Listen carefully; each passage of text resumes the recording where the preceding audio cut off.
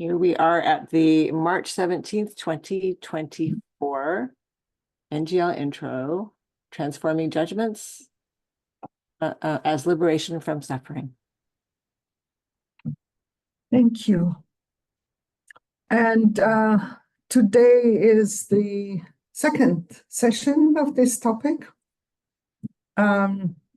which means that I am planning to do a very short review of the material that was there in the first session. And then the rest of the time is open to questions where you want to take it. So this session depends on you, much more than on me.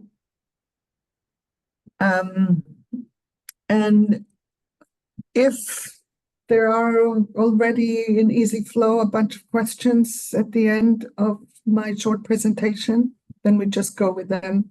And if not, we can divide you into small groups just to check in with each other and see what you might have as questions.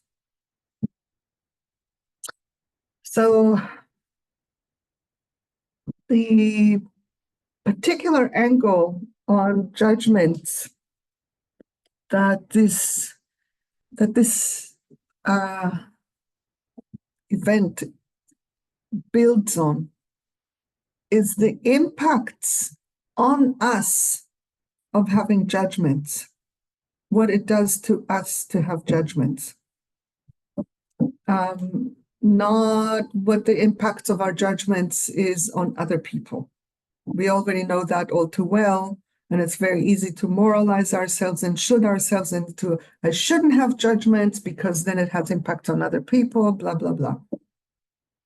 And one way of introducing the impacts on us is through an experiment that was done once, I don't know where. It's always college students that are in those experiments. They are always in the US. I won't go into my thoughts about social experiments that are very limited to one group of people, but be that as it may, the people were divided into two groups, each of which met once a week for, I can't remember if it was 3 months or 6 months. I think it was 3 months, once a week. One group, it wasn't like two groups, it was multiple groups, but one of two groups. One met every week, and people shared with each other things they were grateful for during that week that had just passed. The other group met and they shared with each other things they were angry about in the week that had passed. Okay, both are personal sharing, both clearly would build intimacy. At the end of the experiment, the group that was doing gratitude, and this is college students who are generally young and healthy. At the end of 3 months, there were differences in health markers between the two groups. So things like how much sugar they had in their blood, what their blood pressure was, and stuff like that. That to me is really potent to realize that the stories we live within actually influence our physical well-being at that level, health markers. And so that's the premise. And from there, looking at kind of like the makeup of judgments. What are judgments? Why we have them? And what are things we can do to transform our judgments? So, judgments are an expression of patriarchal conditioning, of scarcity, separation, and powerlessness. We are extremely unlikely to judge when we are in the flow of interconnection with other people and with the entire web of life. think about the unlikelihood. I imagine that everyone here, at least once in your life, you've had an experience of being in a state of flow. Yeah? You remember that? Can you imagine within that state that you would actually have a judgment of someone? Why bother? Being in a state of flow, why would I want to judge someone? And let's not get mistaken. Being in mourning is also a state of flow. Flow doesn't have to be happiness. Flow or bliss. For me, I define bliss as having no resistance to the flow of life through me, whatever it brings. That's what bliss is for me, not I'm so joyful, la, la, la, la, la, because that isn't all of life. Life isn't just about needs being met. Life is also about needs not being met. And how do we stay in flow when needs are not being met is a much bigger task. Although it is a task to stay in flow when needs are met superbly well, because we get giddy. And being giddy isn't actually within the flow of life. It's its own form of lack of presence. But we don't have the intrinsic motivation of the suffering to bring our attention back to the present moment, the way that it is when we have unpleasant feelings. We want those to end. The pleasant feelings, even if they bring us into non-presence, we don't want them to end. So if we want to transform our judgments, it is imperative for us to find the roots of the judgment in us. Because when we are judging someone, it's super easy to analyze all the things that they are doing, all the things that are wrong with them that are leading to the judgment. The judgment ultimately is true, isn't it? We're just blah, blah, blah. But it's true that this person is ... It's true that this person does ... That's what we believe within the judgment. So for as long as we keep our attention on the other person, we are less likely to transform the judgment. So the point of transforming judgment is to go inwards and look for the meaning-making mechanisms that we are engaging in. Because those are the ones that create the judgment, and the meaning-making mechanisms that we have within patriarchal societies, which is just about everywhere on planet Earth, except microscopic pockets that still function in pre-patriarchal ways, or at least partially in pre-patriarchal ways. So if I actually look at those narratives, I can find within them needs that are alive in me. If I tell myself, this person is clueless, they don't get it, they don't want to listen, they don't want to understand, all of this tells me what's important to me. So that's one layer. What is important to me that is present within the content of the judgment? That's why it's super important to actually notice the thoughts in us. There are a lot of people who try to get to the needs without finding the thoughts first. And that becomes abstract and not connected, because the needs are in the judgments, not around the judgments. If we go around the judgments, the life energy right now is trapped in the judgment. Why would I know my needs if I am in judgment? That's where the information is. So that's one layer. And then a second layer is the needs in me that favor the path of judgment over the path of mourning, discernment, all kinds of other things that I could do instead of be preoccupied with judging. Those can be anything such as belonging. Like, for example, when I look at what is happening in Israel now and why a whole population of human beings that would otherwise be distributed in various ways are suddenly all preoccupied with the evilness of Hamas, which they believe is true. That's the majority of people in Israel, not including me. I am from Israel, but I'm not living there. I haven't lived there in a long time. I think that Udi lives there. Is that true? Oops, disappeared from my screen. I don't know how this happened. Anyway, and there's another Israeli person. So in my mind, part of the reason why that judgment is so widely shared is because it brings you belonging to participate in it.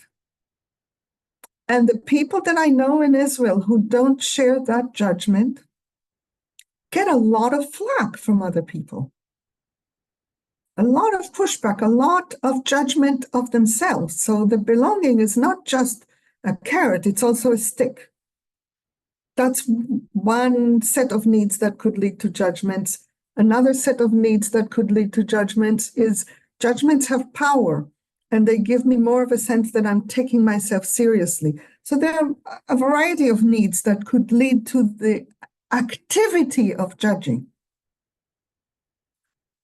Once I am connected with my needs, there's more space in me to then examine my narratives about the other person and see if I can come up with more charitable narratives that would explain that behavior without invoking the judgment, without invoking the analysis that makes them wrong. That's the simple version of what this session is about. And the rest is yours. And I would like to see how many people would like to have a bit of time to connect with others before we do the actual questions. Would you raise your hand if you would like a bit of time to connect with others now?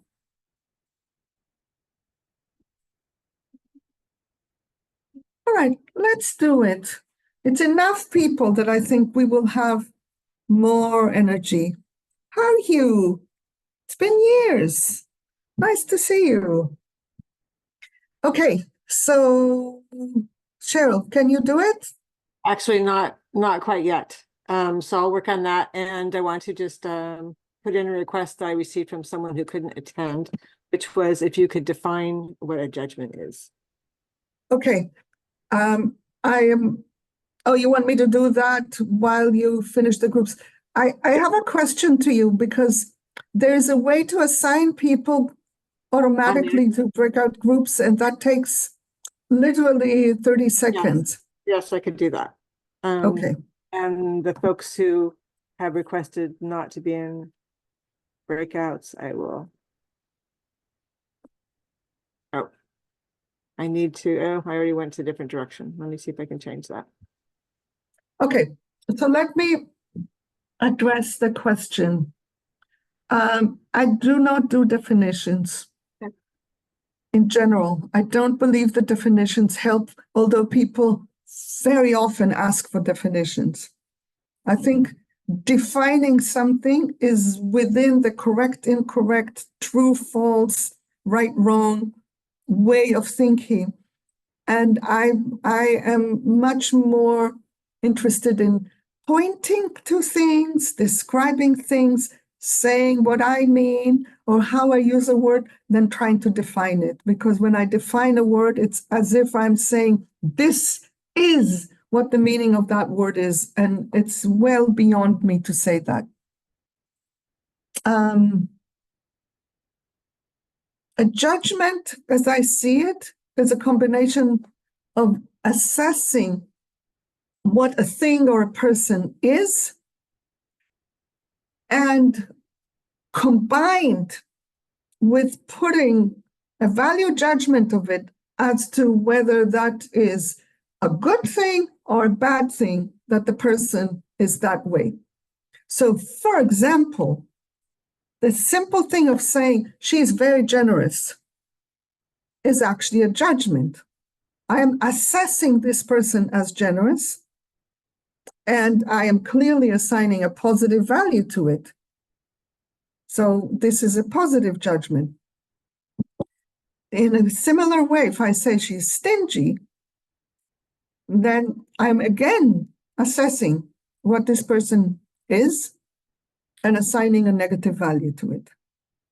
Since the person is not here, I don't know if this would be enough for them or not. What's your sense, Cheryl? Do you have a sense this is enough? I think this is great. Okay. And are you ready with groups? Yes. Okay. Let's do it for 7 minutes. Okay. 6 plus 1.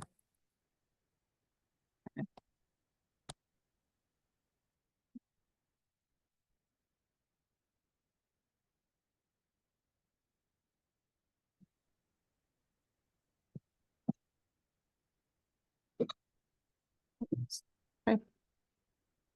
I'm Rusty. Hello. Hi. Oh, is there someone named Rusty? Hi, I'm on the phone. I'm not on the screen. My name is Beth. Who else is in this group? Oh, we haven't assigned him yet, quite yet. Hold on one second. All right. There you go.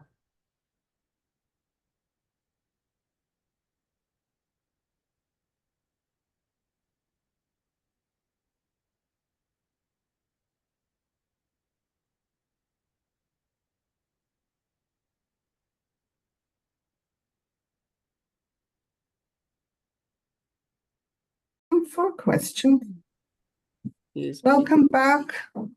It's time for questions on the topic of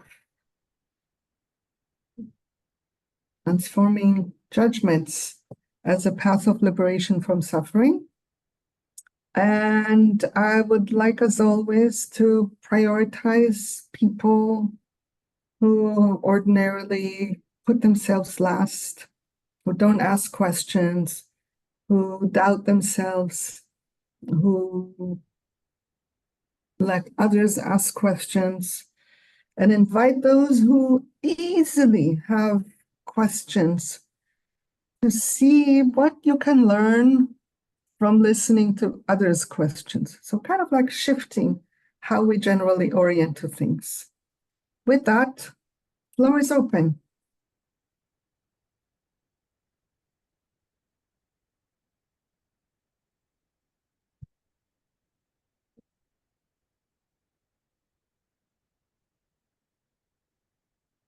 Very patient. Takes a while.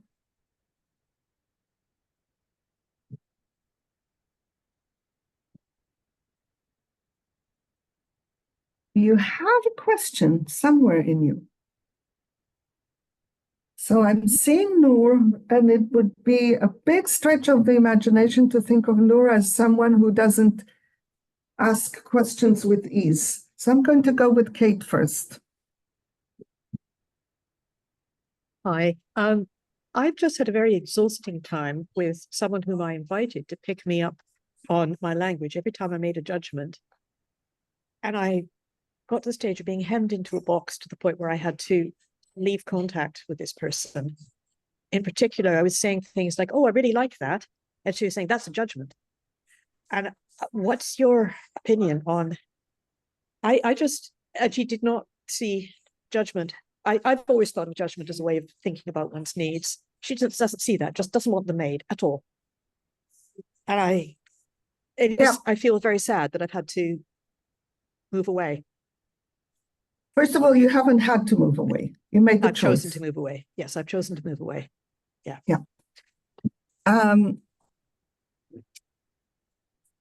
We cannot escape the reality of being living beings. Living beings like certain things and don't like other things. That's just how it is. We always have likes and dislikes, preferences, wishes, aversions, cravings, all of these things. We have them. The question of whether something becomes a judgment is, how do we explain to ourselves why we like something or not? So I'm not aligned with your friend that's saying, I really like that, is a judgment.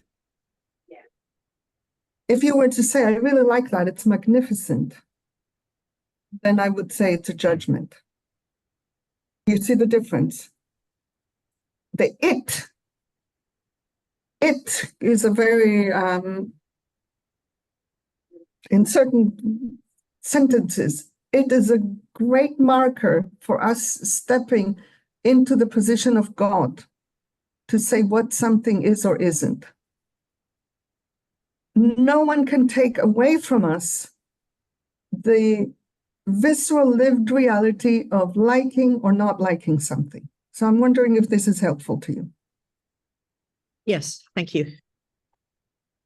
Thank you very much. And then within this, there's then a question of, do you have a judgment of her? I'm attempting not to judge. What do you think about her?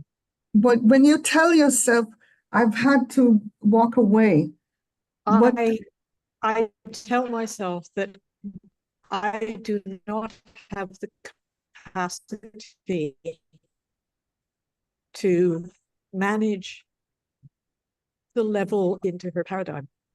It is very, the very level of what? I'm sorry, I didn't hear. There was a glitch in. capacity. I don't You have don't have to engage with the level of.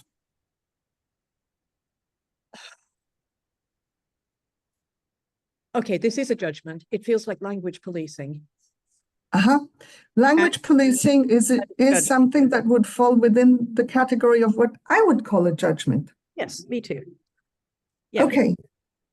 So the question is, if you bring it back to yourself, you say, I don't have capacity to deal with this. What's the this that you don't have capacity to deal with that's in you, not in her? Yeah.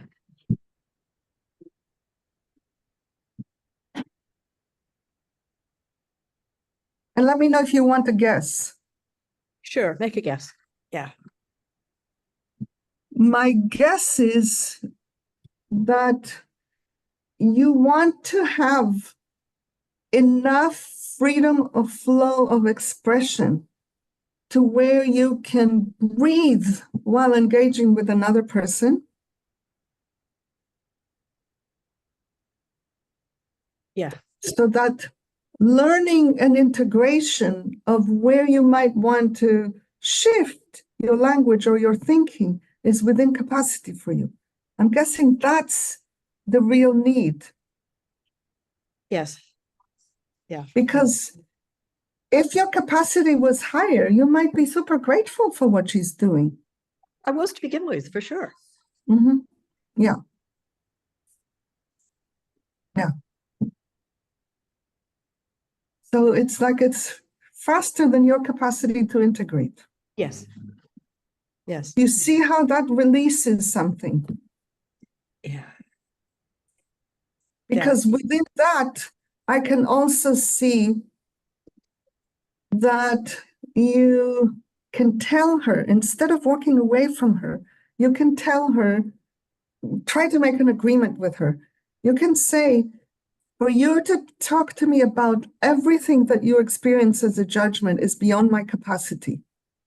I'm imagining that when you experience a judgment from me, that there's a reaction in you that is somewhere on a scale of 1 to 10. And I am wondering if you would be willing to tell me only about the judgments that are above 7 in how they affect you. Because I think that I would have capacity to deal with. Yeah. Yeah. Thank you. Thank you.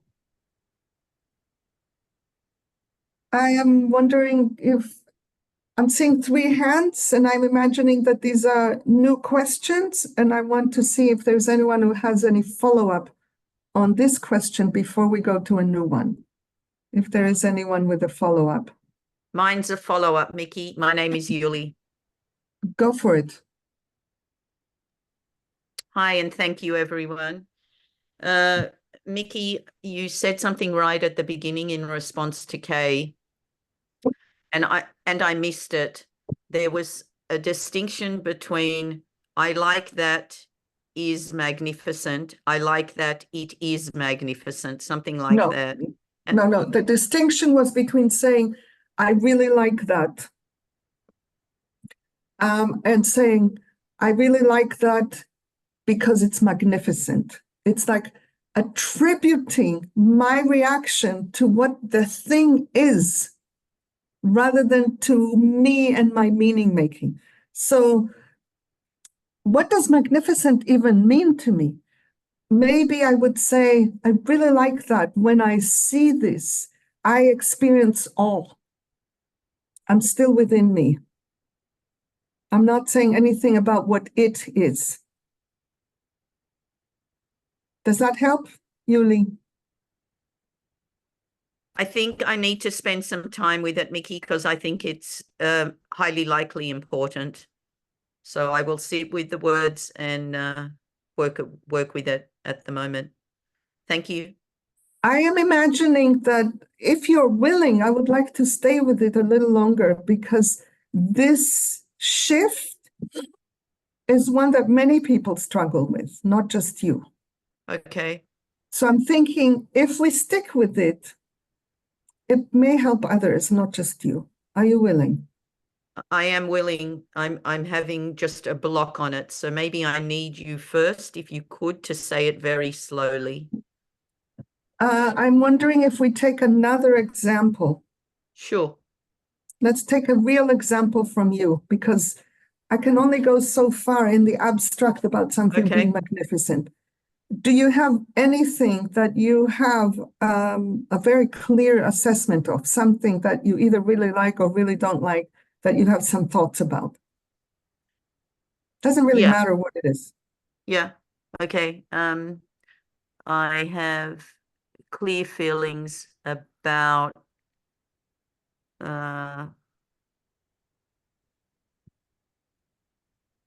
what I think those who are in power in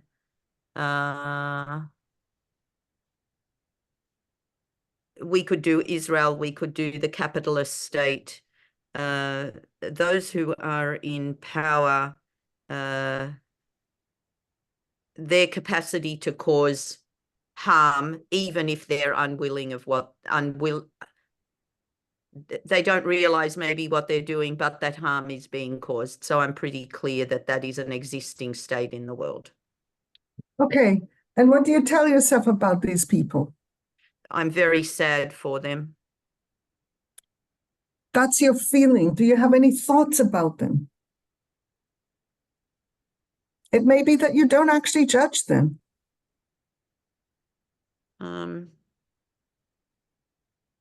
I have lots of feelings. I'm sad and I'm angry and I wish I could do something about it. What's in the Yeah. anger? What's the thought of the anger?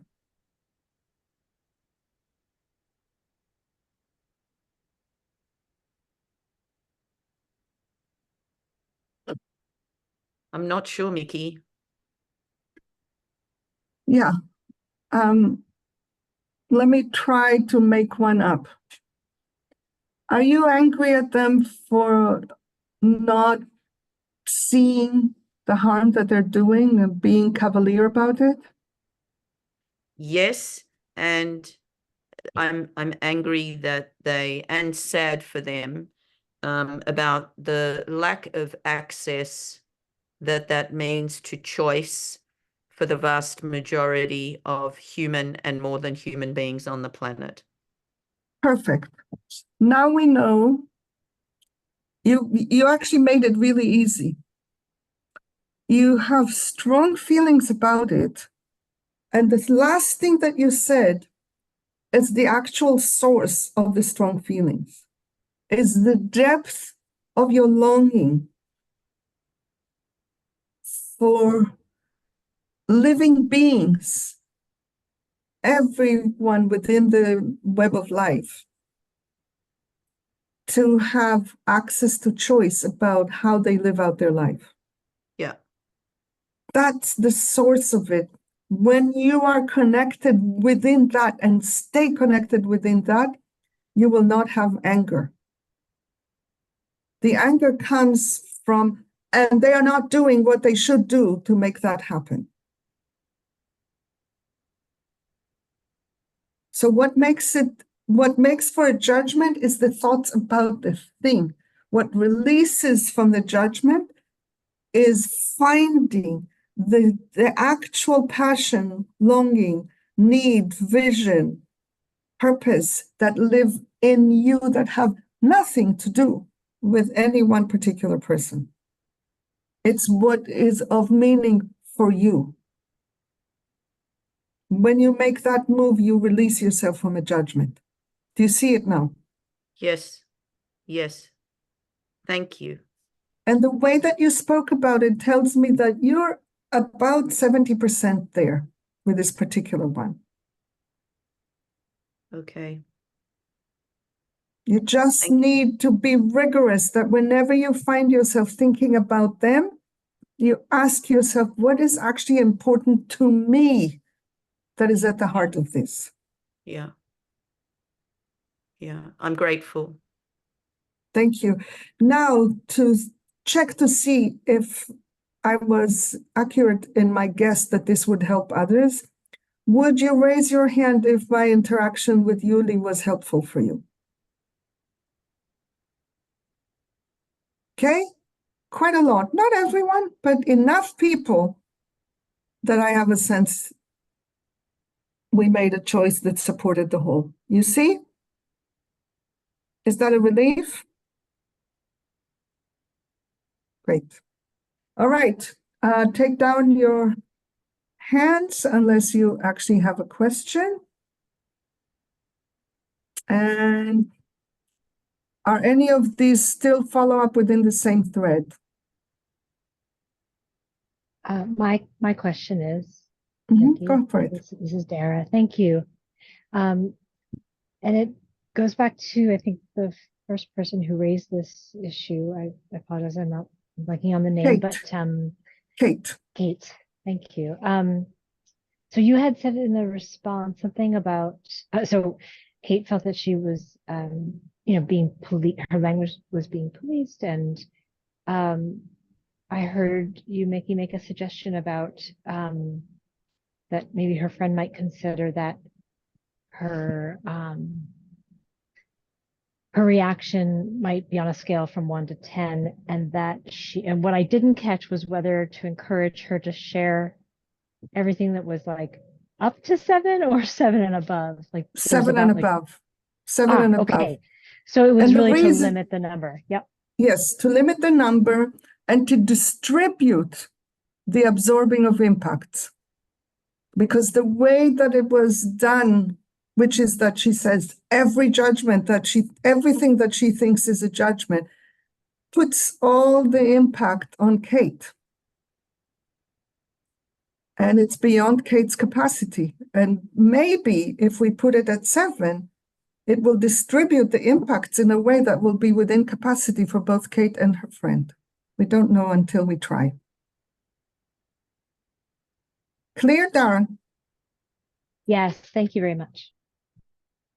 Thank you. I've appreciated the follow-up questions and just appreciating having this space, which is very different from the original space of the intro, where we can actually go deep into questions.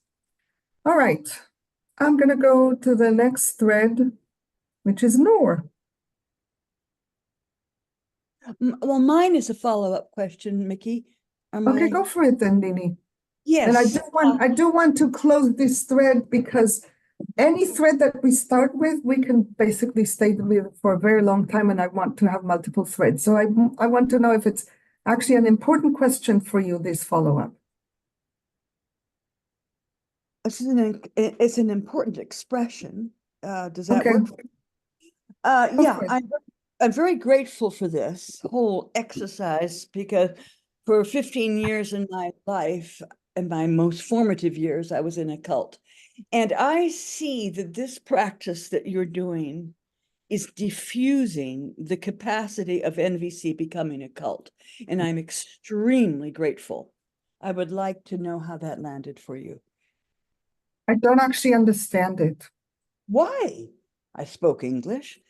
That was I a don't judgment. understand how you see that this practice would diffuse the capacity of NVC to become a cult. I don't get it. Okay, that's lovely. And it's not like I agree or disagree. I literally don't see the link that you're making. And I'm wondering if it's okay to just leave it here and not delve into it. Absolutely. Okay, A little thank you. sad, a little rejected, still à me, but understanding because of my trust of you. How Thank about you. that? Can you tell me how that landed for you? I am touched by the Yeah. depth of trust that has persisted over many years. Thank Thanks. And we'll see, maybe there will be spaciousness later. Fine, no problem. Nora, Hi, Miki. Hold on, I want to pin. See, okay, great. I was very moved when you shared earlier that judgments have power, and judgments can have power and can give someone a sense of taking themselves more seriously. And when I heard that, I had this realization that that's behind some of the judgments that I make or that I unconsciously go to. And I was feeling a lot of mourning I brought to my group that's, still within me around it. And I think I want to maybe understand this a little better. I mean, the need that I connect with in that within me is the need for mattering. Am I on the right track with this? And what to me it seems like judgments then are like a misguided strategy to that need for mattering. Is that what you're referring to around taking oneself seriously? there are multiple things that you're stacking up here. I would start from this. Give me one of your favorite judgments. Just give it to me, so I can hold it with you and we can look at it. Okay. I just will say the first thing that came to my mind, that gay men are too overly sexual. That gay men are overly sexual. Okay. It just came So, up with it yesterday. Mhm. yeah. Now I want you to listen to the judgment and to a possible translation of it. Now, I just had a moment of cognitive dissonance where I saw Kate Mackerel's screen with a very different person on it. And that's why I blipped suddenly. It's like, oh, there's someone else there. Okay, I remember there was another face. Then I settled it because I thought maybe something bizarre happened to my brain.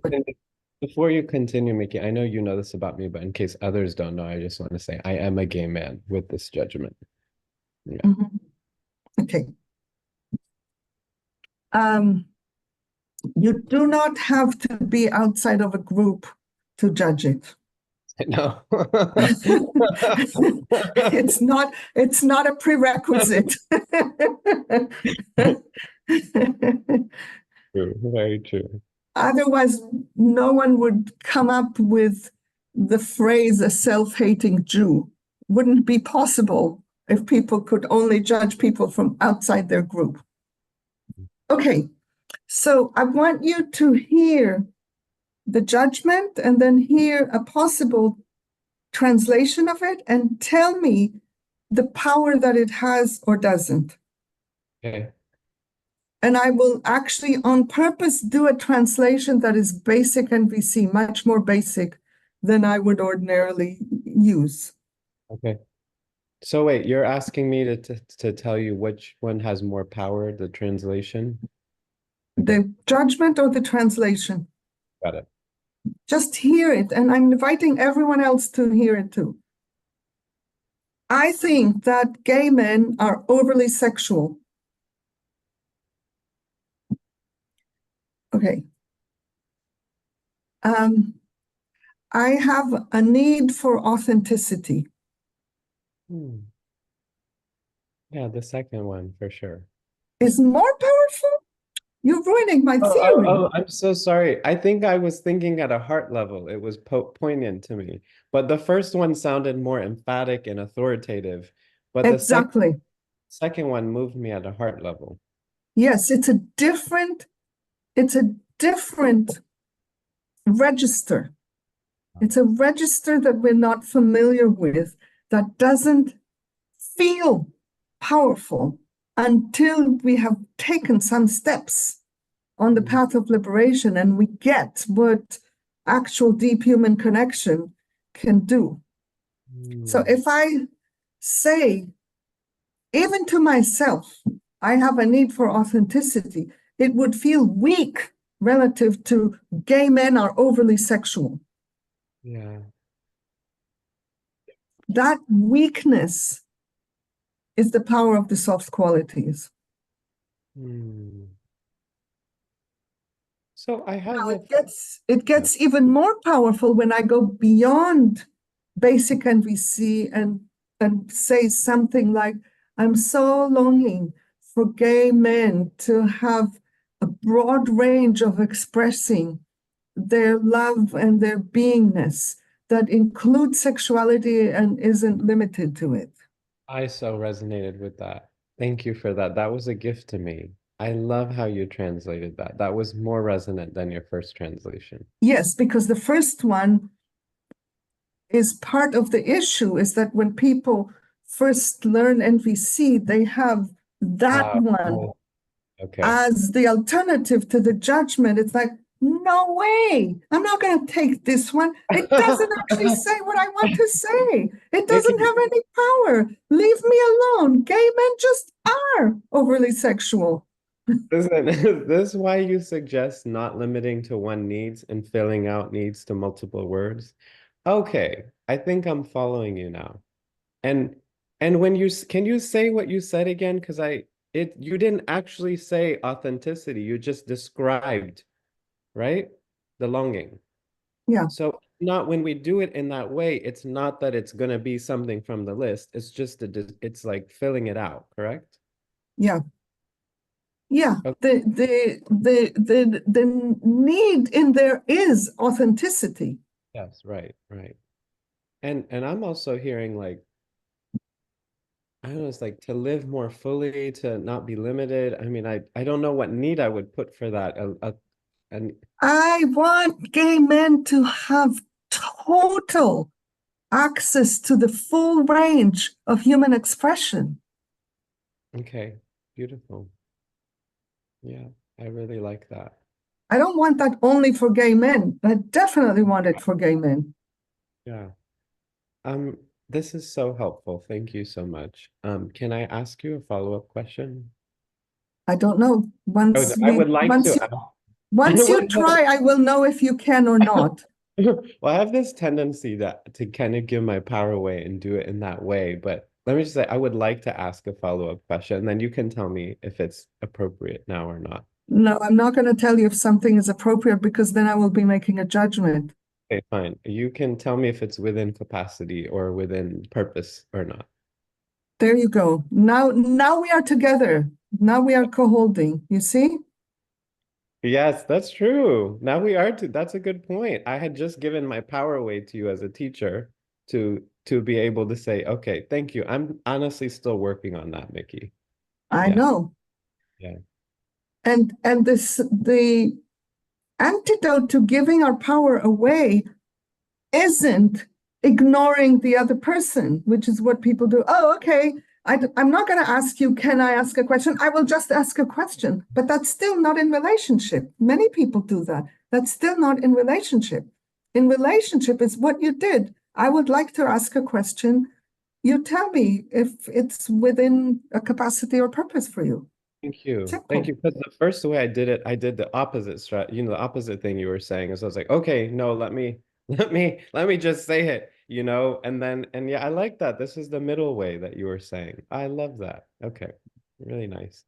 Um, I was looking through your slides from the original presentation before, and you said something about, so tell the most charitable story, even if we don't believe it. And my question is like, I know that that can make us feel better internally, not, not just other people. But what if that goes against my like value for integrity?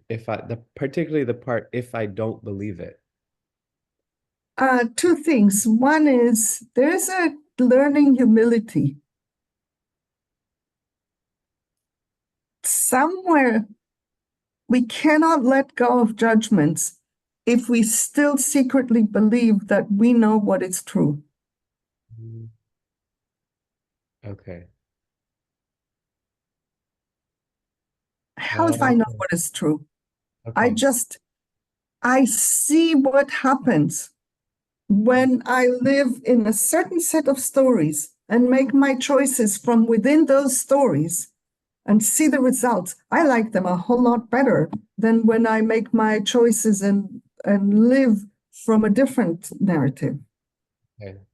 So it's the identification with the judgments as like actual truth. And so when the humility is just softening that a little, like, okay, well, No, not softening that a little. The humility is about recognizing I don't actually know. Okay. I don't, yeah, and I don't. We really don't. There's very little that we know. And Western civilization is built on we can know, we can predict, we can control. Okay. Hmm? All right, that's helpful. Okay, wait, well, one last thing, which is anything you can offer to help me with this piece around I have such a longing. I want to take myself more seriously, and I think it'll help me on my leadership journey too. But I don't want to use judgment as a strategy. Anything else you can offer me and others that probably. Dig deeper into your passion. Oh, okay. Vision.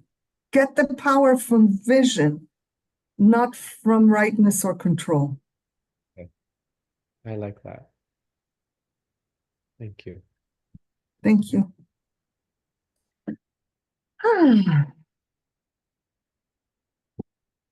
All right, Willem.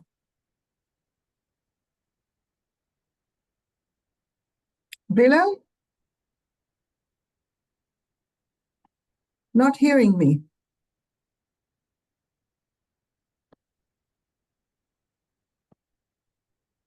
Okay. For whatever reason, the person with the hand up is not hearing me.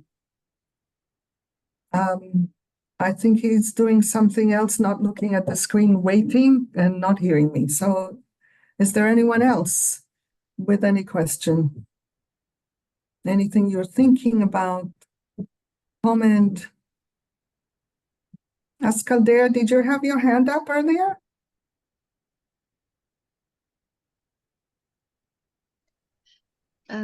Earlier, yes. I did. But it was a follow-up from the from before, and we've moved on since then. Okay, and we do have now two other people, so I'll go with them. Thank you. Okay. Lynn. This might not be on purpose. This is the opposite of somebody taking themselves seriously. Your job is to decide if it's on purpose for you, and however much you want to go into how much you think it's on purpose. If you don't think it's on purpose, if you really don't think it's on purpose, then what's the point of asking? And if you do think that it's on purpose, then let me decide for me what is on purpose for me. Okay. When you do this, it sounds like self-doubting, and it takes away your power. Mm-hmm. It's apologetic. Hmm. You feel it? Yes, I in the future I would prefer to say something like, Do it I now. ha- Wait for the future. Do it in the present. Do a redo. I have some thoughts. Mhm. I'd like to hear if they feel on purpose. Okay. You feel different when you say it like this. Yes, it does feel, What's the yeah. difference that you feel? I feel more sensation here. And I noticed that when I was saying the other thing, I did something with my hand that was kind of like dismissive or something. So when you said the humility of knowing that I don't know, I don't even know that I don't know. I love that. So if someone is really sure that they know, and I how do I not have judgments? My goodness. What happens is I will think, how can they know? And then I like, I don't know. And then I have very little to talk about regarding the topic that might be Mhm. something happening in the world because I don't know and they know. And so how can I talk if I don't know? That happens for me. Mhm. And where's the judgment there? Um, they're wrong to think that they know. Mhm. And what they think is true is wrong as well. Ooh, double judgment. Yes, yes. Um, so what's your sense of the underlying need?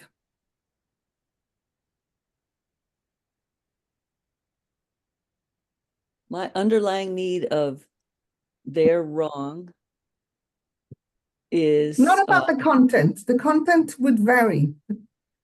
About this thing of they are wrong to think that they know. What's the underlying need there?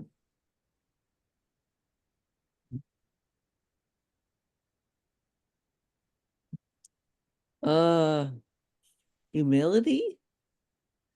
No, they're wrong. Is it humility? Like When I want them to be humble.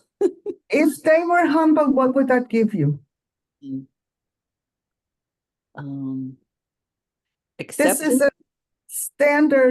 a standard step that you can take to find your needs.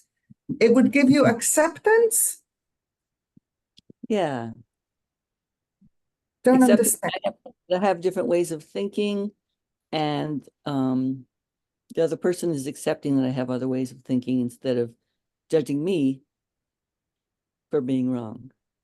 Okay, so maybe the reason why you want people to release the idea that they know is because you're longing for there to be space for your way of thinking to be part of the mix.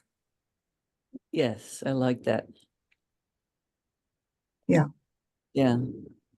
Thank I you. believe that in most cases, not all of them, in most cases, you can say that. Mhm. Yeah, I think I can do that. I'm really struggling with how to continue this conversation because I have such a deep longing for my own way of thinking to be part of the mix. And I literally don't know how to bring it in when you tell me that you're sure you know that what you're saying is right. Can you help me see a pathway for us to actually have a conversation, given that we are not in agreement? Mm-hmm. Yeah, and we might be able to make an agreement that would allow us to have a conversation. Maybe, yeah. Cool. Thank you. And you see the taking yourself seriously that is in that framing, Yes. which isn't there if you were to say, I have a need for acceptance. Mm-hmm. Doesn't have the oomph. Yes. Thank you. Rachel.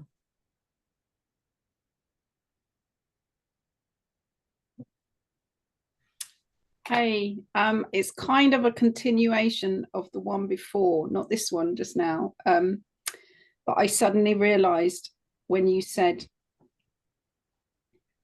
tell yourself the most charitable story, even if you don't believe it.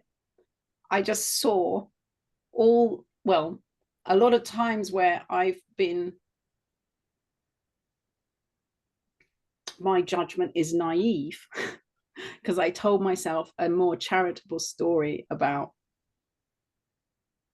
what somebody else was doing. And then what ended up happening was I became very disappointed. Mm-hmm. So you have a judgment of yourself as naive. When I look back on it, yes, but also I realized in telling the more charitable story, my fear of telling the more charitable story is that I'm going to be disappointed when the more charitable story doesn't turn out to be true or something happens. Yeah, and this need to protect myself from that level of disappointment.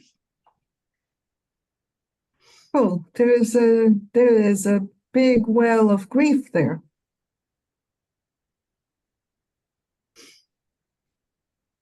Apparently there is. Let's just stay with that for a moment or two before we go anywhere.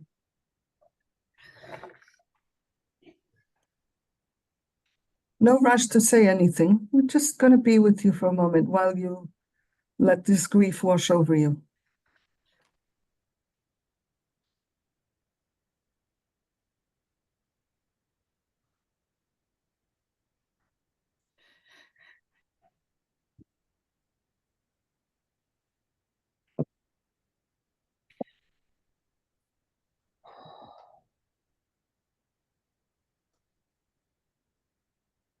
Okay, so as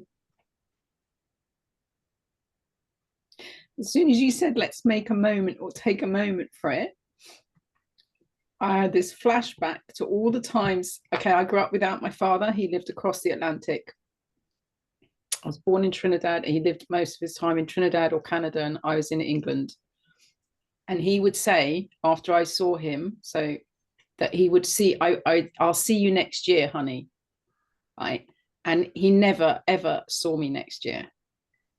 It was when I average it out every 4 to 5 years growing up. And that disappointment is in there. Like, so I would want to believe him and be generous in that sense, and then be disappointed because and tell myself, well, I knew he wasn't going to because he didn't before. So why did I believe him? Sort of story. Yeah. Yeah. So I think where a more charitable story might be needed is at the meta level, which is the story about why would he say, see you next year, if he knew that it wasn't going to happen. Let's say that he knew. Why would he say it? Maybe because he wanted it to happen. Possibly. That's a more charitable version.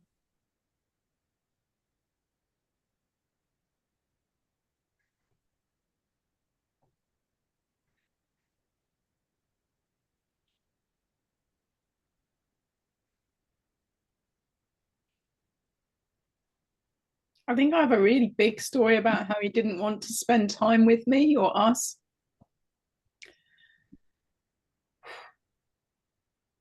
Yeah. I think I have a it's complex because when I was with him,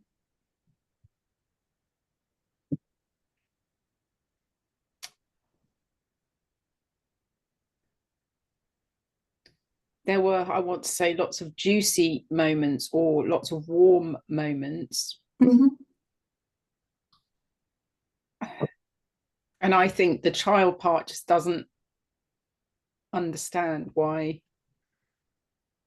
we couldn't get together more often. Mhm. And maybe you will never know. It's based on what you're saying, there being a lot of juicy, warm moments. It sounds unlikely that he didn't like you. I think the difficulty is this, how it feels on the inner plane, this relationship, and how it, how do you say, is enacted on the physical, material, practical. Yeah. One of the kind of like charitable story templates that I have is the difference between what somebody wants or is committed to and what their capacity is. Very often when we judge people, we take their low capacity to mean low wanting or low willingness instead of just low capacity. Right. And actually, that's really helpful. Mm-hmm.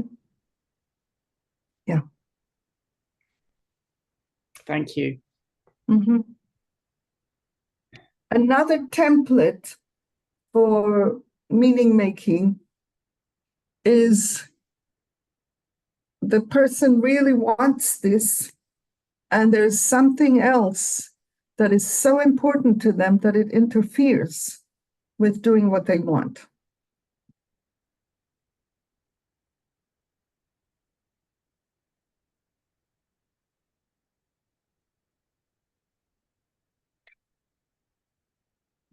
That might be a nice little project, is to collect charitable narrative templates. I've never thought of doing that. Yeah. The charitable narrative story that I don't like is psychological analysis.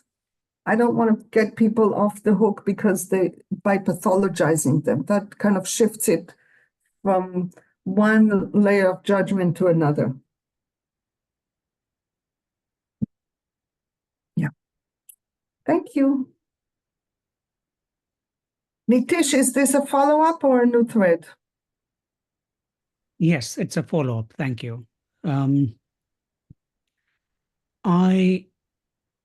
have a thought that the second template that you offered, well, I'm struggling to make a distinction between the first and the second, because to me, when you say someone's got something that's more important to them, so important to them that they cannot, I forget your phrasing, but right, so something that's It interferes. It interferes. Right. Yeah.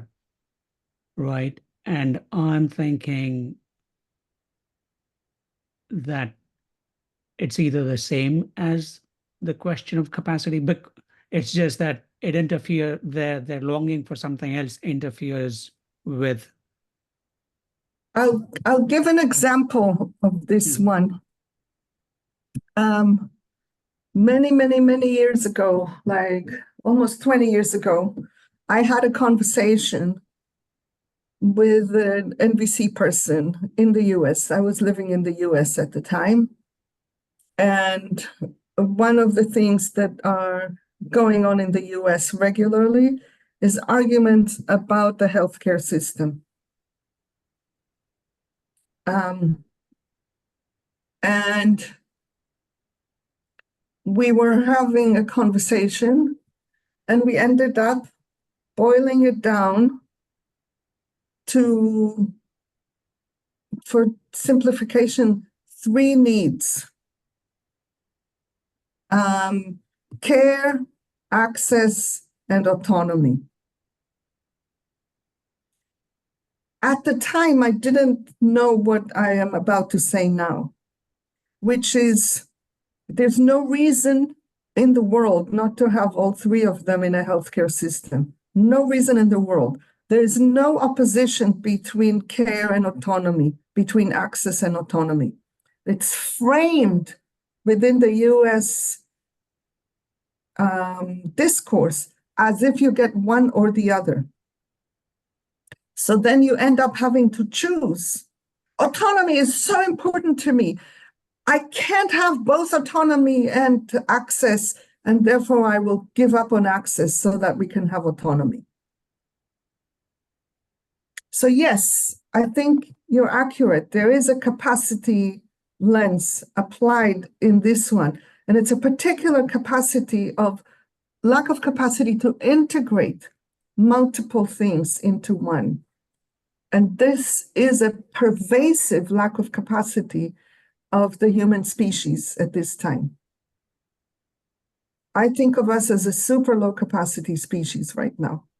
And this is one of the most horrific losses, because integrating multiple things into one pathway is the best feature of our big brains, and it's atrophied. We're not using it.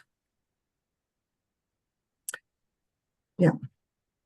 Thank you. Yeah, I found that really helpful. Yeah, gives me a better way of Yeah, things. I'm going to go back to Kate's situation for a moment. What I did in offering this idea to Kate about putting a threshold was an integrative move. Whereas before it was either I subject myself to all that this woman does and all the judgments that she tells me that she sees, or I walk away from her. And this is an integrative pathway that gives the other woman the option of saying judgment and gives Kate enough space to breathe. It may or may not work, but it is an example of an integrative path that is not an either or. Yeah, thank you. Chelsea. Hi, Miki.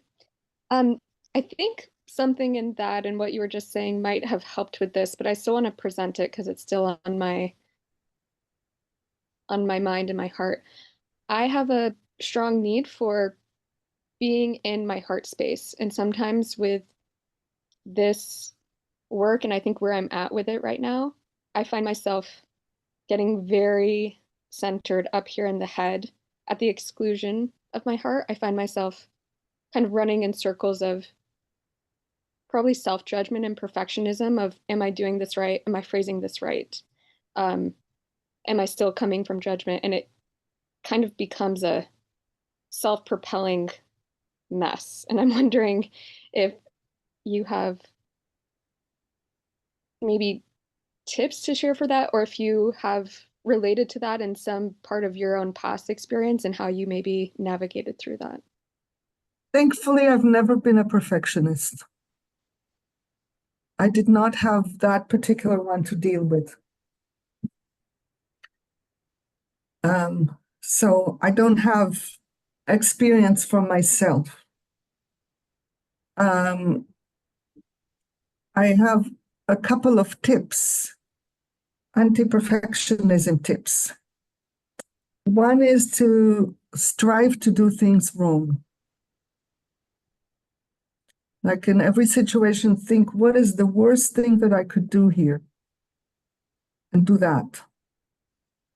Just to release yourself from the bind.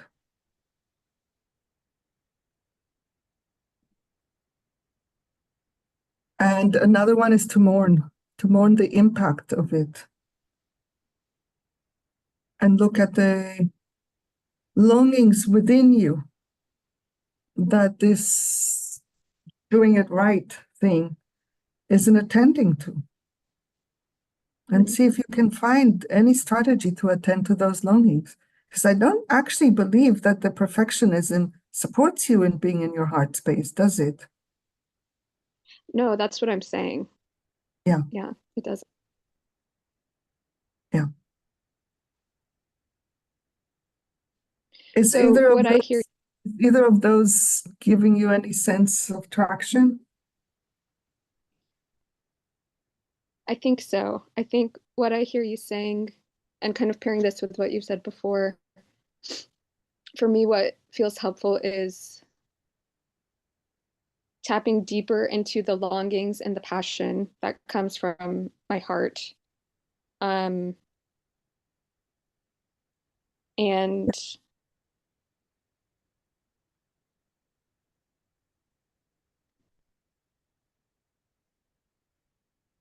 the other thing I heard you say in that first piece of kind of giving myself permission to do it wrong is maybe when it comes to judgment. Sometimes I fear so much of like, oh, am I being judgmental? Something I take from what you said of that is like maybe not an expression, but at least for myself, lean into the judgment, like lean even harder into it and kind of go even harder into it and see where that takes me. There is, have you studied NVC? A bit. Yeah. Have you encountered the term jackal? No. Giraffe and jackal? No. These are two metaphors that Marshall Rosenberg created. Giraffe is the metaphor for the language of the heart, and jackal is the metaphor for the language of judgments, demands, and all of that. I am ambivalent about the use of these metaphors because I think they can sometimes perpetuate right, wrong, either or thinking. But for the moment, I'm just going to take an image. Marshall used to talk about enjoying the jackal show. So it's like, imagine that you're going to the movies and what they play in the movie is all the judgments in you that are playing out. So-and-so is such and such. Oh my God, I can't believe I just judged so-and-so. What does that say about me? I am a blah, blah, blah. And then, oh my God, and if I told my friend about this, then she would judge me as whatever. And then it all gets into this mess. If you can just take a step back and look at it as like a movie. Wow, that's a pretty cool show. That's then you release yourself from having to exit it. You just recognize it as an expression of your humanity, isn't actually caring for what matters to you.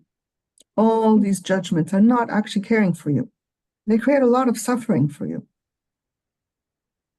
So that's another piece which works for some people and absolutely doesn't for others. It never worked for me. It works for some people, so I pass it on sometimes. Yeah. Thank you. I think that is helpful. I'm going to keep sitting with that. Thank you. Thanks. Bonnie. I'm really enjoying the direction of this talk because a week ago I was teaching a workshop about full sentence needs, and I encountered what I'm seeing a lot in this space as well, which really surprised me. It seems to be a real struggle for some people who are used to the one-word needs to actually figure out how do I come up with a full sentence need, which for me is like, well, that's our language, right? We all learn to speak in full sentences, but this distinction gets made up between full sentences are judgments and strategies, and my needs are one words. And I'm curious if you have any insights from your experience as to how to help people come up with full sentence needs. I have never encountered this challenge, so I'm just making it up on the fly. I would ask them to describe exactly what it would look like, what they want. Exactly what it would look like. And then do the Plato thing. You know the Plato thing? Yeah, that's exactly what I was teaching. I was curious if you had more tools. And I also don't know where the Plato thing came from, and I'm really curious about that too. Okay. So the Plato thing is an acronym which is people, a person, location, action, time, object. Those are the 5 things that move something from need to strategy. The more those 5 things are there, the more it is a strategy and the less it is a need. So I don't know how you use it. I would say, okay, this is the description, and you see, what do we have there? Let's say we have just plat in there. Is there a way that you can say that sentence without talking about a specific person or specific people? The same thing without it, and just peel off the layer of the strategy enough to where it's as general as it can be. Thank you. That is what I already used, and I'm trying to figure out what I might offer to people in the other direction that have a lot of clarity about their one word needs. And for some reason, and I even am seeing it in this space. You said you haven't seen that, but I'm seeing it in this space that it's difficult for people to, like, it's easier to come up with needs like connection or support than to put them in a full sentence. I don't remember seeing it here in this call you're saying? Mm-hmm. So I don't remember. I wasn't trying to get someone to say a full sentence need. You're offering it to them. Uh-huh. Mm-hmm. Yeah. So maybe this maybe I will need to come up with some examples for this to be more clear. And I don't need to explore it more in this moment. I was just curious. Okay, thank you. I think Hugh was actually next, and then Jan or Jan. Jan, right? It's probably Jan. Yeah. Hugh. Thank you, Miki.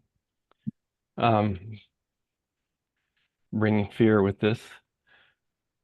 Then no rush.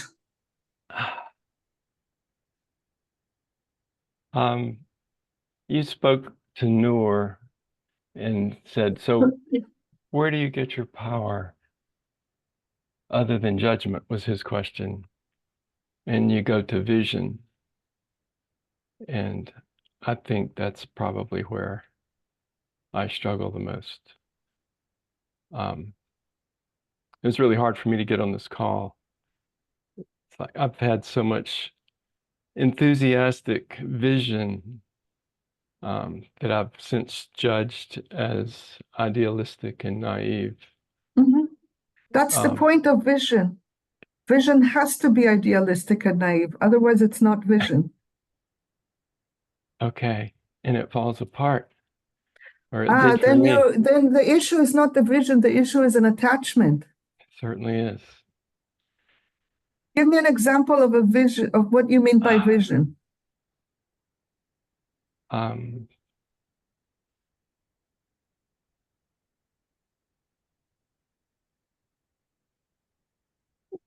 Where I've been is just I may be coming at that question sideways a little bit. I might need to do that first. It's like disillusionment after disillusionment after disillusionment with myself and with everybody around me in the world. Mm-hmm. And it's like,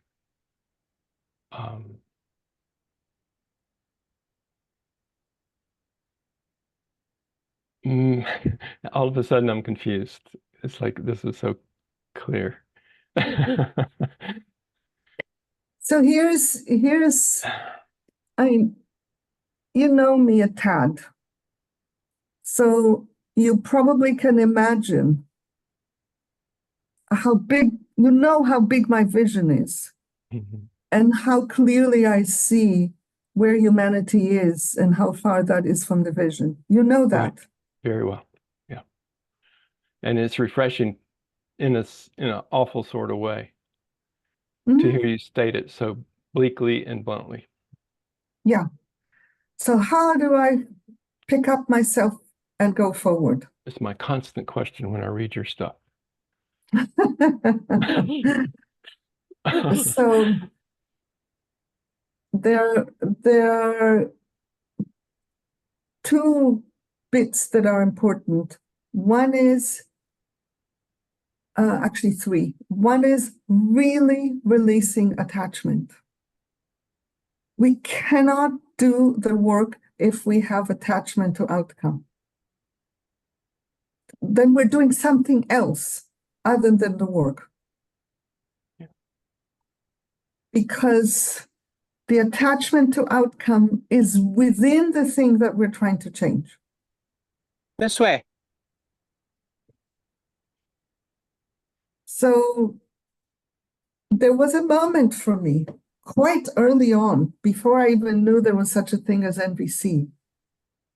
There was a moment, a particular day, that I remember thinking to myself, I'm going to die in a world that looks not that much different from the world that I am in now.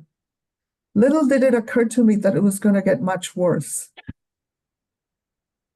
But I understood that day that I could not evaluate what I'm doing based on results. Because the likelihood that my efforts would contribute to the world changing is so small. I'm such a peon. I know I don't really know what the number is. I don't know how to gauge how well known I am. I'm always surprised that I'm actually more well known than I think. But with all the well-knownness, what is maximum number would be 20,000 people? I don't even know. However much, even if it's 1 million, it's nothing on this planet. Absolutely nothing. I do not have the capacity to make a dent in what is happening. I cannot tie my efforts to the idea of making a dent. So that's the first thing. Disillusionment, the word disillusionment tells me there's an attachment there. You're right.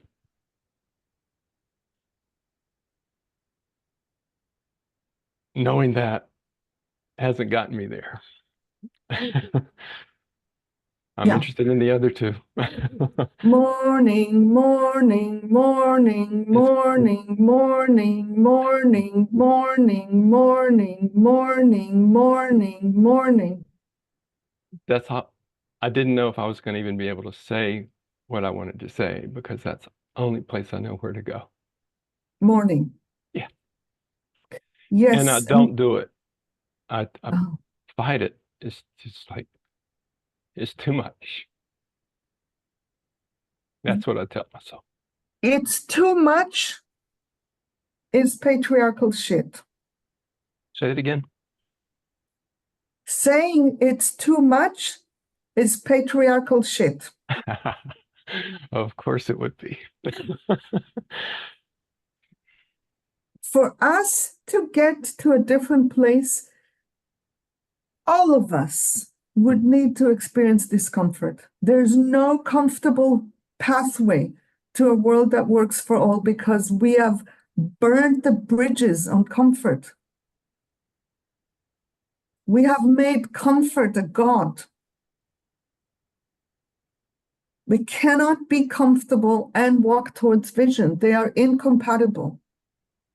It's too much is somehow saying, I need to be comfortable enough to continue. Let your heart rip. Wail. Scream. Go to a forest. Go to a lake. Do something to let it out. Maybe what I'm hearing that I haven't heard before is, until I let it all out, all I can believe is that I'll be overwhelmed and that it won't be possible to live through it. Yes, with one tweak. Until I let some of it out sufficiently to feel the difference, then the rest of what you said. Let all of it out is a new attachment. Okay. Now I'm attached to doing morning well enough so that I let it all out. It won't happen. I haven't let it all out. Okay. I'm probably just too scared. Yeah.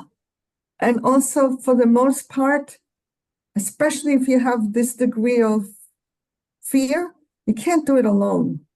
Yeah. I felt different as soon as I got on this call because there were a bunch of people looking back at me. And I've been avoiding that too. It's just everything. I'm making everything hard. Yeah. Okay. And then the third thing is find a few people that give you rest.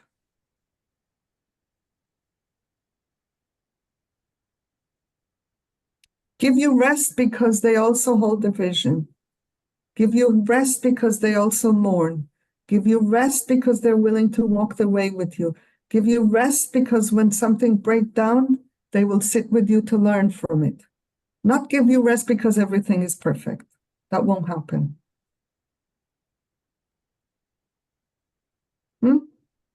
Thank you. Please stay. You're too precious to disappear.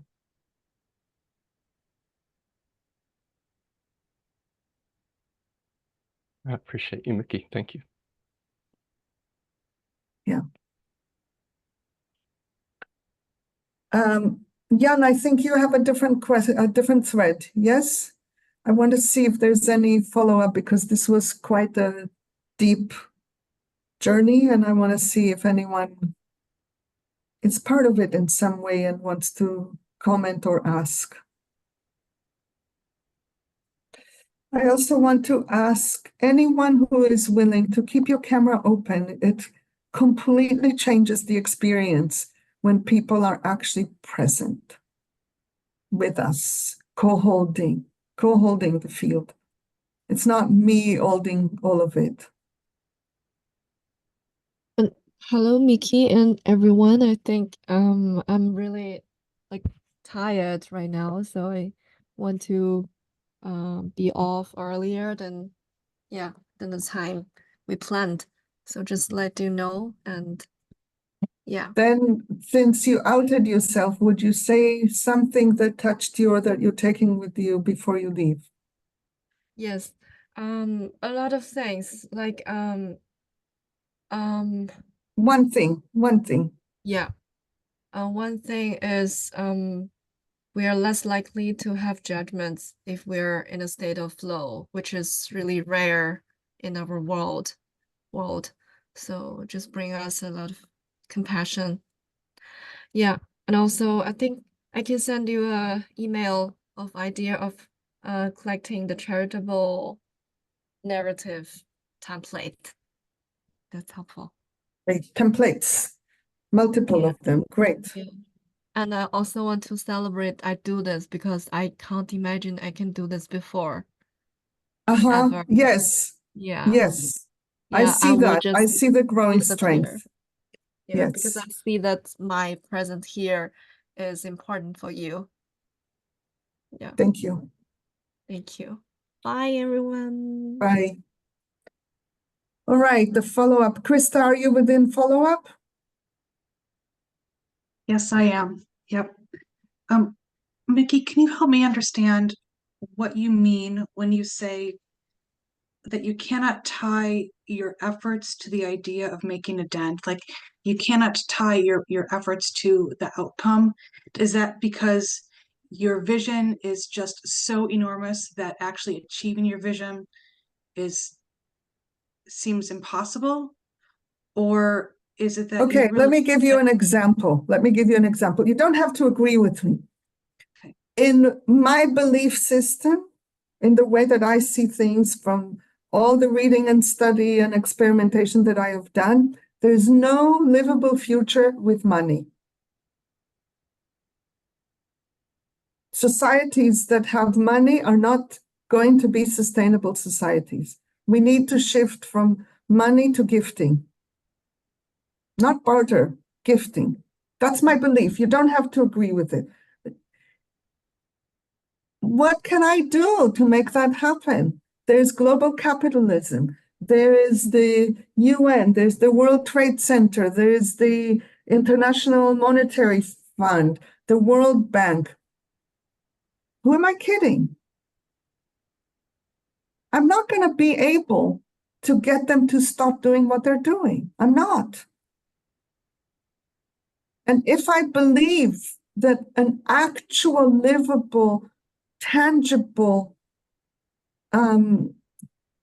way of living that actually works for life requires us to not be functioning in exchange and money, if I actually believe that, which I do, I may as well just give up and hang myself if I'm going to tie my efforts to an outcome. Does that make sense? It does. I'm hearing the but. Yeah, well, I guess the but is so, but isn't the point to be working towards achieving something? Working towards and actually having an outcome are two different animals. So instead of like, I have to change the World Bank and blah, blah, blah, all of that, the question is, what is mine to do that is within capacity? That is what I want to do. That is where I want to focus my attention. The vision can be as big as it is. What is mine to do that points in that direction? Okay, so it's holding the two things simultaneously. Okay. Yeah.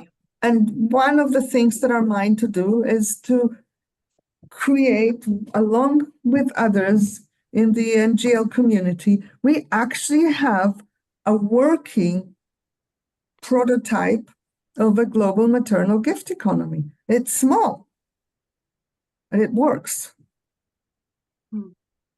That is a tangible result.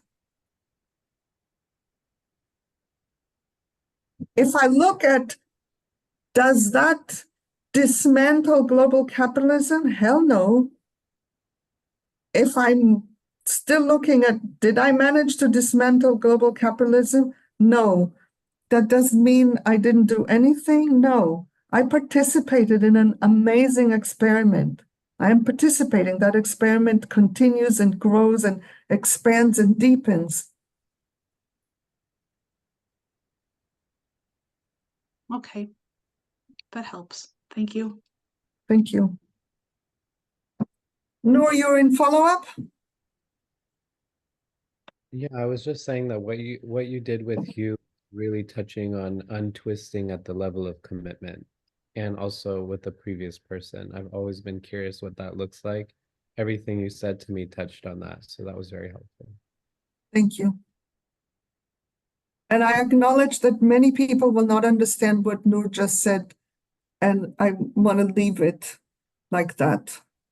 The difference between untwisting at the level of commitment and at the level of capacity is not something for this moment. Yeah, thanks. Moni, follow up? Yeah, I was really deeply touched by what you were sharing, especially this piece around finding people to rest with, and your examples of what does it look like to have people to rest with. I hold so much mourning about how difficult it is to find people who see rest in that way and not in terms of comforting, reassuring, coddling. Yeah, it touches so much grief in me, as both for myself individually and not having access to that, and so many other people wrestling with similar things, and yet all these barriers for us to find each other. So I really appreciate you naming that. Thank you. I finally, a few months ago, was able to understand what gives me rest is more energy coming in than going out. Just that.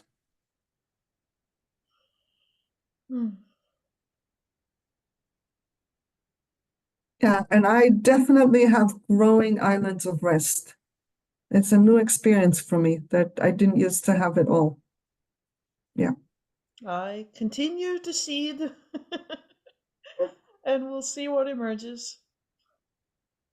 Yeah. Thank you. When I was your age.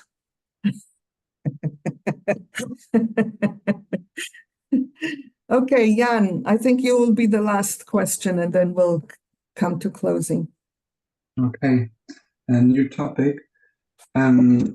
sometimes when interacting with other people or with myself and my needs are not fulfilled, I draw a line and say no or stop. And that's powerful and there's anger, but that's very rarely. Mostly I do not do this and stay silent. And I think it's because I don't want to judge. Mhm. Yeah, and I think that's not good.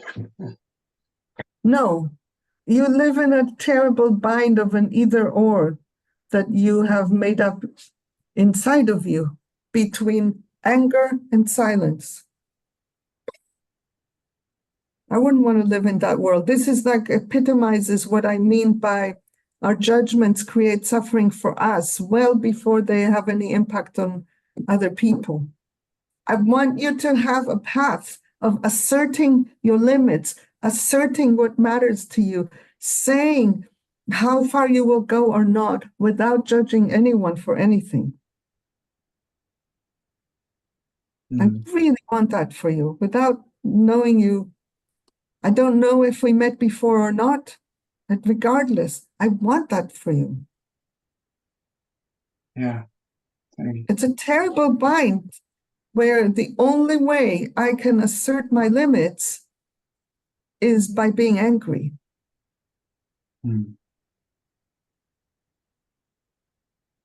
Because then I'm not actually asserting my limits, then I'm erecting a boundary.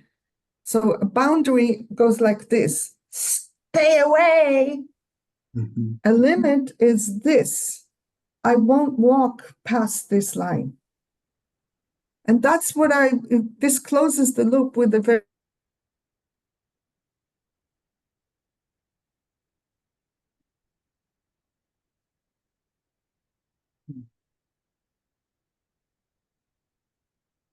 Did Miki freeze for others? Yes, Miki, you're frozen. Oh, you froze for a moment. Looks like you're back. No,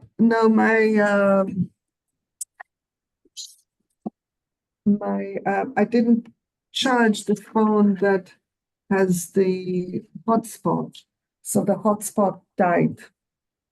You missed that last thing that you were telling. Yeah. I said I wasn't charging the phone that the hotspot was on, and the hotspot died and the whole thing fell apart. So now I'm on the house internet, and I don't think the phone will charge fast enough to have a hotspot, but maybe in a couple of minutes. I was saying that this goes back to the beginning with Kate, where I was walking her to find a way to frame to herself her limits instead of erecting a boundary that says the other person needs to stay away. My limit is how much I can take in, how far I can go. It has nothing to do with the other person. It's my limit. I own it. A boundary is something I tell the other person to not do. Getting angry is a powerful way to keep people away at the cost of separation. I don't think that's what you want. True. Yeah, it's a good perspective to have this, my own limit, instead of looking at the other person. Yeah. There's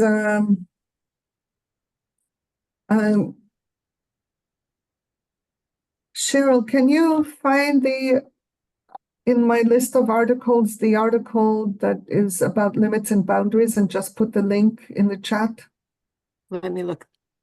It's in my articles list. It's called Limits and Boundaries something. I don't remember. Yeah. I'll check. Thank you. Okay. So as we move towards closing, I have two things I want to do, and then we'll do some closing time. One is I want to invite you to poke around, those of you who may have not had an opportunity to look at the NGL website before, I want to invite you to poke around the NGL website and see what we're doing and see if that experiment is something that might be of interest for you to join. Because it's made up of people who are willing to be uncomfortable, to stretch, to walk away from the familiar and the comfortable into the unknown, experimental, and seeing what we might be able to create together. So that's one invitation, and I'm seeing that Cheryl was able to put that in the chat, and I'm just going to put the NGL website in the chat. And there are multiple ways of getting involved, and it's now slightly less overwhelming than it used to be. There are somewhat more understandable pathways. And our capacity is still low in this area, but people somehow manage to find their way in more than before. So I know that we're doing something better than we did. The second thing is I want to invite you to consider, whether you gave money before or not, to consider whether you want and are able to give money now,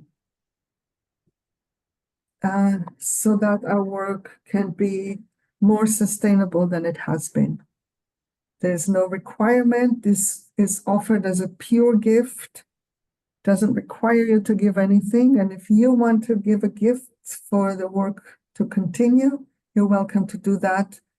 And Cheryl, if you have a link for where people can contribute, please put it in the chat. And that's it by way of closing.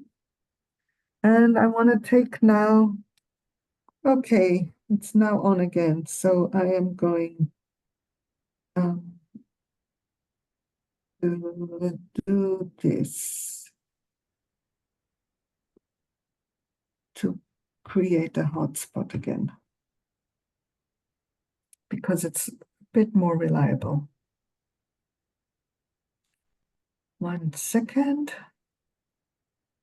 So meanwhile, anyone who is willing to share, what have you taken with you? What are you taking with you? And how do you imagine yourself applying it, what you've taken from being here today? And to keep it brief so we can hear from a bunch of people, that would be great.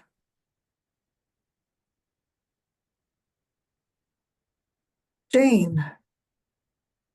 I love the charitable narratives template in the two that were there, and the integrative, how to integrate them both so that it's not one or the other, and to think of others, but to really practice those gives me some hope that I may be able to transform judgments through that. Thank you so much. Thank you. Dylan. Thank you for all of it. There was something about you can't be comfortable and move towards vision that got me like, oh, I'm just too comfortable. I felt the immediate judgment rise on I should be doing more or doing something different. And I was able to sit and use some of the things that you suggested to be gentler with myself, to say, a lot of this has been uncomfortable. Like I am doing things that are uncomfortable to move towards vision rather than, Yes. yeah. I can testify in court to that effect. Thank you. Thank you. Thank you. Nitish? Yep. Taking yourself seriously. I love the examples where you pointed out, for instance, this is the opposite and so on. So yes, that, and I had another one, but can't remember. I'll put my hand up if I do. Thank you. Janice?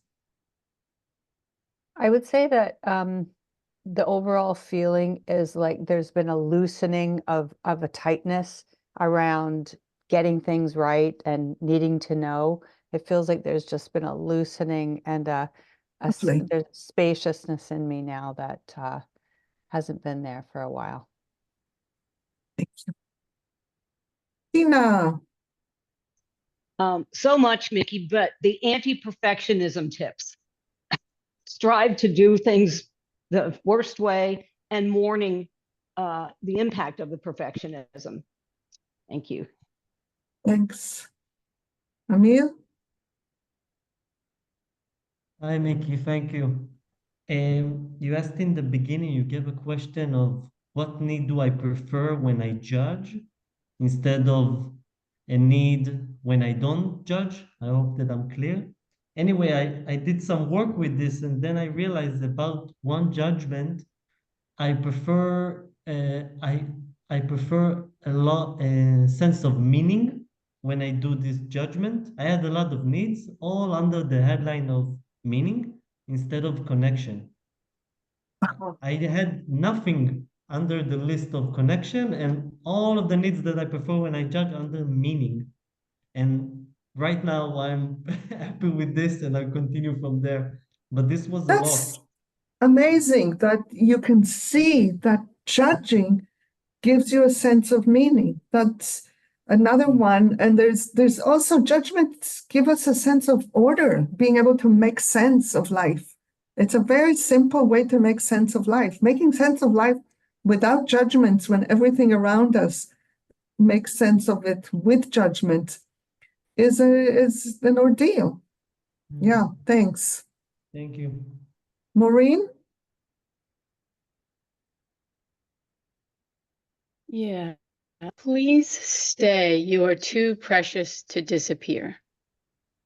Oh. I'm not sure I understand. Who said that? I'm not sure I understand. Somebody. Was it you, Maureen? I think it was my computer, actually. Oh, really Siri. weird. Some Siri person. Yeah. So when I clicked on off mute, first I hit something down there. That all was so surreal. So okay, so that's all I got right now. Thank you, Maureen. Hugh, what did you get from being here today that is going to stay with you after you're no longer here?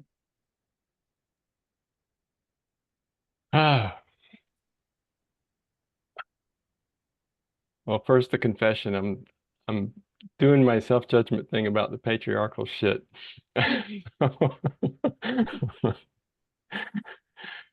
Your words, please stay. Envisioning, seeking out people who are willing to mourn and dream together. Yeah. What time zone are you? Eastern, right? Eastern, yeah. Do you have regular plans Fridays between 3 and 5? I know what happens then. I do too. That might be a good plan. Thank you. You will find companionship there. I know you were there at one point in the past. There's now a thriving community that comes together and people care about each other and mourn together and do work together. It's a pretty amazing space. Please consider it. Thank you. I will. Thank you. Rosie. For me, hearing more of the needs behind judging really brought tenderness. I think that'll be there now when I hear judgment. Lovely. Thank you, everyone. I hope to see you in some other spaces. Some of your faces are familiar to me, some are new. Thank you, Miki. Bye-bye. Thank you. Bye-bye. Bye, Miki. Bye, all.